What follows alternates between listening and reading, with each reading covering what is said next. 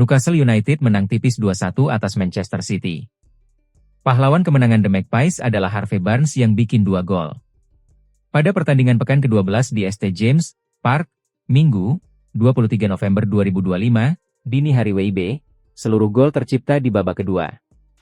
Barnes memborong gol Newcastle yang sempat diselingi Ruben Dias.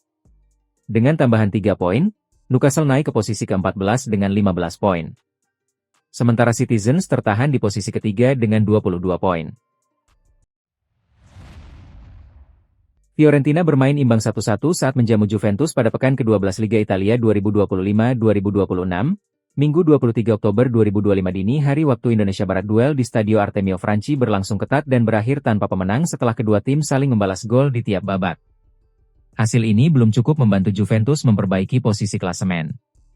Tim asuhan Luciano Spalletti tertahan di peringkat ke-6 dengan 20 poin dari 12 laga. Fiorentina besutan Paolo Vanoli masih terbenam di zona degradasi dengan 6 poin. Murillo jadi pemain yang tampil menentukan pada duel Liverpool versus Nottingham.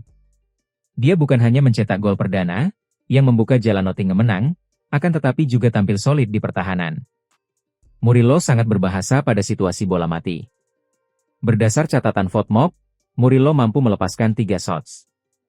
2 dari luar kotak penalti. Jumlah shots yang dilepas bek 23 tahun itu bahkan lebih banyak dari Alexander Isak, 1.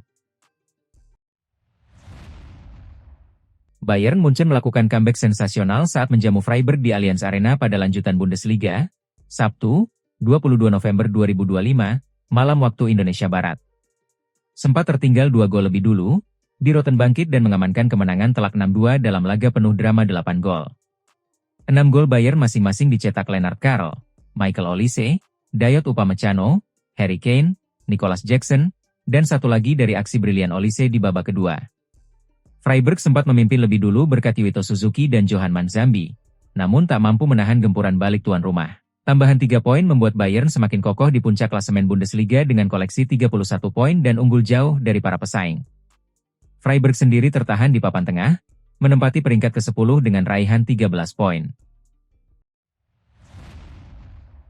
Liverpool tidak menunjukkan bahwa mereka adalah juara bertahan saat menjamu Nottingham Forest pada laga pekan ke-12 Premier League 2025-2026, Sabtu 22 November malam waktu Indonesia Barat. The Reds tampil buruk dan melanjutkan hobi mereka kalah dengan skor 3-0.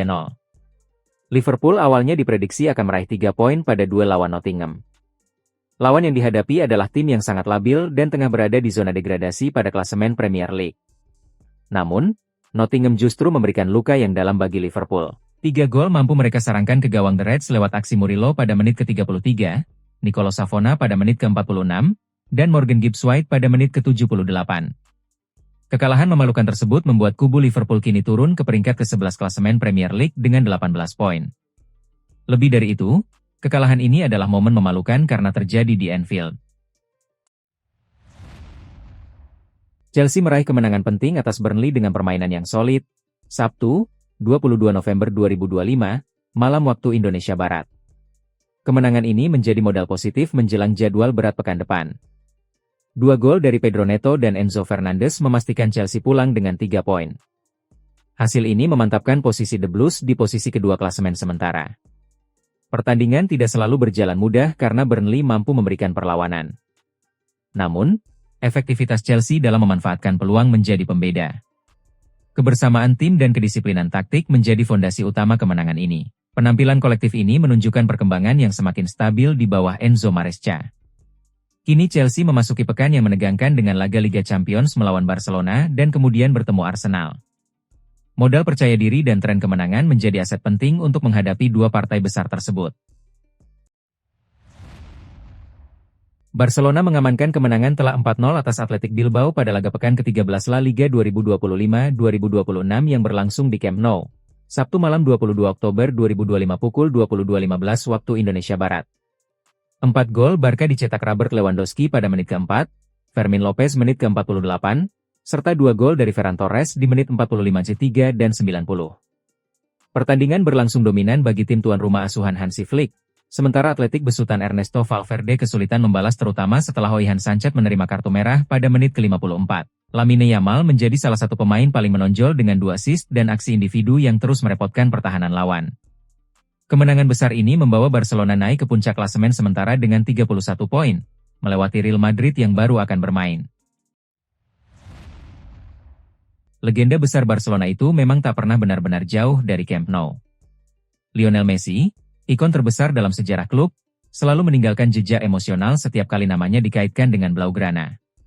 Meski kini bermain di Inter Miami, kisah panjangnya di Catalonia membuat setiap rumor soal kepulangannya langsung jadi sorotan besar. Banyak yang percaya bahwa hubungan Messi dan Barca adalah bab yang belum sepenuhnya ditutup. Masa depan Xabi Alonso di Real Madrid mulai menjadi bahan perbincangan serius. Tekanan terhadap sang pelatih kini kian mencuat ke permukaan.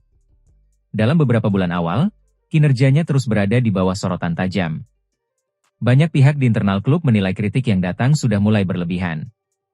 Namun, semua paham bahwa menangani klub sebesar Real Madrid selalu identik dengan tekanan ekstrim. Narasi apapun bisa berubah drastis hanya dalam hitungan pertandingan. Secara catatan, Alonso sebenarnya belum berada dalam situasi darurat. Namun atmosfer di sekitar klub perlahan mengeras dan memunculkan tanda tanya besar. Nice dihajar dengan skor telak 1-5 oleh Marseille di Allianz Riviera Stadium, Sabtu, 22 November 2025. Mason Greenwood menjadi aktor kemenangan besar tersebut. Ex-striker Manchester United itu tampil apik di pertandingan Nice versus Marseille di pekan ke-13 Ligue 1 2025-2026 ini. Ia berhasil mencetak 2 gol dan harusnya bisa mengemas hat-trick. Gol-gol Marseille lainnya lahir dari aksi Pierre-Emerick Aubameyang, Igor Paisa, dan Timothy Weah. Satu-satunya gol Nice dicetak oleh Mohamed Alicho. Hasil ini membuat Marseille naik ke pucuk klasemen sementara Ligue 1 dengan koleksi 28 poin dari 13 laga. Di sisi lain Nice ada di peringkat 9 dengan mengumpulkan 17 poin dari jumlah laga yang sama.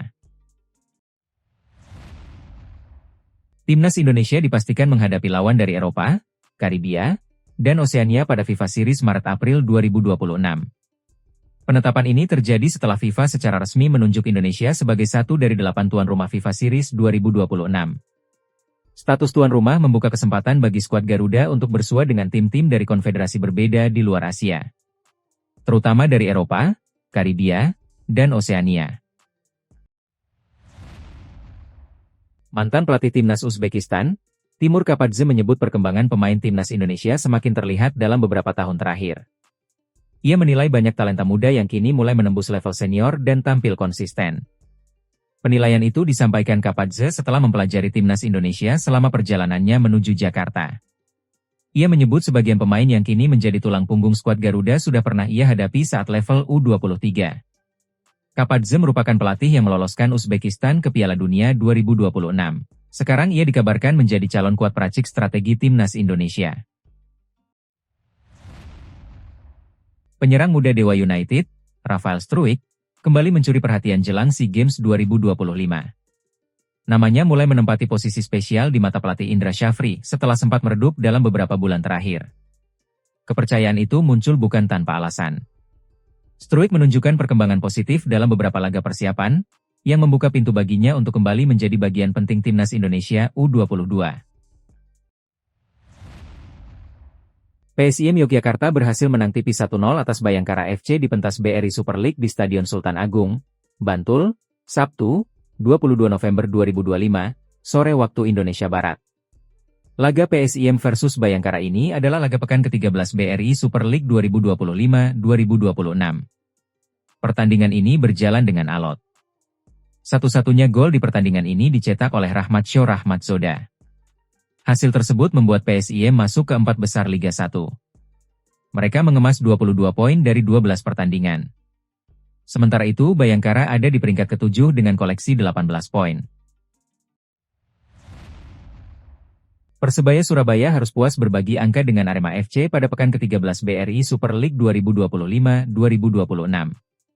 Laga yang digelar di Stadion Gelora Bung Tomo, Sabtu, 22 November 2025, berakhir imbang 1-1 dan berjalan panas. Arema FC sempat unggul lebih dulu setelah Dimedimov melakukan gol bunuh diri pada menit ke-63. Persebaya kemudian membalas lewat sepakan Bruno Moreira pada menit ke-73 untuk menghindarkan tuan rumah dari kekalahan. Dengan hasil ini, Persebaya Surabaya menempati posisi ke-8 klasemen sementara dengan 16 poin. Arema FC menguntit tepat di bawahnya di peringkat ke-9, juga mengoleksi 16 angka namun kalah selisih gol.